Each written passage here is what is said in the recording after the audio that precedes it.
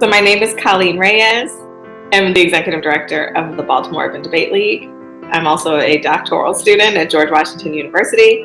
I am passionate about all things education and the voice of young people and the voice of principals, because I think they're sometimes lost in the shuffle of school. Being a principal is a very lonely job, and I think that, and it may not always be through Boodle, but being a better support to principals is important. They don't always have a sounding board, even like no one in their school that they can actually have some of the harder conversations with, because it impacts those people's lives and livelihood. And so helping to take care of principals is my passion, just because I know it's a lonely job. And so my dissertation work is on how principal supervisors differentiate their support for principals. I had a Spanish teacher, a high school Spanish teacher, and I will say that I also became a high school Spanish teacher, and he's the reason why. But then I became a Spanish teacher because this guy was so impactful in my life that I thought, and it wasn't just mine. He came to our reunion just the other day. I won't say how many years, but he came to our reunion just the other day because he has impacted so many people in my class. While he loved Spanish and he made sure we learned it, my connection to him was not through Spanish. It was the real conversations we had about being a young person at that time, what's happening in the world, what was happening in the school. He was very real, and like we had great conversations. And he even pushed us to, step out of being a 16-year-old or a 17-year-old to think about what we're doing in the bigger context. And I thought, this is very cool. Like, if I can make this difference in a young person's life, then I'm going to do that. It's more about making you a whole person who can function in society. And I saw him doing that. It was very cool to watch, not just with me. I was always in a smart class. They put you in the smart section, the honors classes. And my senior year, I decided I didn't want to do that anymore, so I came out of it. And I went into the quote-unquote regular track and saw what everyone else was having in school, and I thought, this can't be real. And no wonder nobody else liked school. I loved school. It felt very different over there. Like, my teachers knew. Wow. They interacted with me as one person. They knew how to get through to me. And I watched in the general classes, like the teachers were just teaching, the kids were in the other side of the room, and like there was hardly any interaction. And I thought, this sucks. This is not how it should be, is to practice gratitude, right? So there are some good things happening in schools. And if we don't highlight them and then figure out how we can duplicate them or replicate them or scale them out, then we will stay in that place of, man, we're in trouble. This is a mess.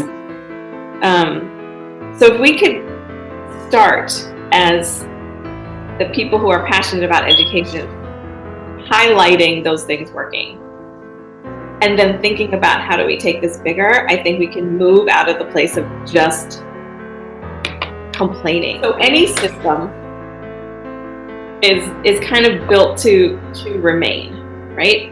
So the system of education is built to sustain itself. Yep. That does not always lend itself to change very well, right? So now if I'm a school leader, I have to dance this really delicate dance of making sure I can still be here to make the change, and making change so much that it doesn't make people push me out the door. That's very interesting, because now my question is, well, then how do you even, if the system is designed to sustain itself, then that means there are other feedback loops or whatever in that system that will buffer any change. So then how do you even implement change for a system that is designed to stay the way that it is? Great question. That's the big question, I think. Creating a new system is not a bad idea. the question is, what happens in those transition years? So let's say the district, or education decided to blow itself up, and now each school functions as its own thing. There's no district office anymore. What happens in that time when a principal is trying to figure it out? They're trying to onboard people. What happens to the kids during that session or during those years is a big question for me. Right. And I am a strong proponent of, if you tear something down, you better have something there to replace it. I would agree with that. I agree with that. We need to do something. And I think it's at the system level. And I think it's at a system level that supports schools being able to be more creative and think outside of the box and be able to change, connect schools better so that they support each other, so that schools aren't functioning as separate entities reporting into a central office. I think that schools should be networked or made into a community. When schools were feeder schools, principals worked with their, the elementary school that fed into my school. I knew them. I worked with them. I knew what was coming before they were there. And we did better to serve the kids. That's not happening. And school choice kind of throws that out of the window.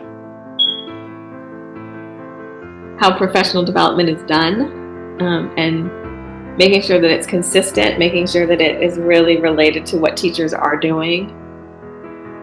I would change how teachers get feedback. That was what chased me out of the classroom. I hated it. I thought it was silly. I thought, how dare you tell me about my classroom when you've been here twice in 180 days? Give me a break. I would create PD or professional development, maybe teams, so that the groups of schools would get professionally developed together. So again, it's not about me as a classroom teacher being alone on an island in my classroom where I get to close the door. I want a thought partner. I want someone in another school who's doing this as well, that can talk to me about what I'm doing. We can share resources, because a person alone in any industry is not the norm anymore. It's not a normal thing. So making sure that principals are professionally developed together, making sure teachers are developed together, making sure people feel networked and connected to each other, making sure the people designing and implementing professional development and feedback are in classrooms all the time, that young people's voices are left out of things like curriculum and the culture of the school or the extracurriculars of the school. I don't see young people's brains being tapped to solve problems of the community. And I've always seen the brilliance in young people. Instead of a student council trying to do things on their own, I think there's more partnership. I think student council is not just a student council. I think it's a student leadership teacher council that meets throughout the year and talks about what's happening in the school. Kids know things before adults know them, and they can highlight them before they become a bigger issue. But we're so many times afraid to listen. I don't know if it's because we're afraid that they're going to highlight something that we don't want to deal with. But so many times I have posed a problem to young people and they have given me an answer that could work and did work. So I don't know why we don't tap into that. I still see this as my job is the facilitator of those conversations. It's not to speak the conversations. It is to get the right people in the room and then start throwing questions and giving them some structure and maybe prodding to get to a final space. But I am a facilitator of conversation. I'd love to know what people are learning about education and thinking about in education, because I still think we as nonprofits, we in the education field still work in silos. This is the why the networks would be so important. So anytime I get to talk to someone about education, I'm like, yeah, let's talk about it. Because just like you're finding connections, that's the important thing. It's we learn through the dialogue, and I can't have the dialogue in my head. I always think it's important that you share your results, share what you're finding, because I'm sure you'll find trends at some level.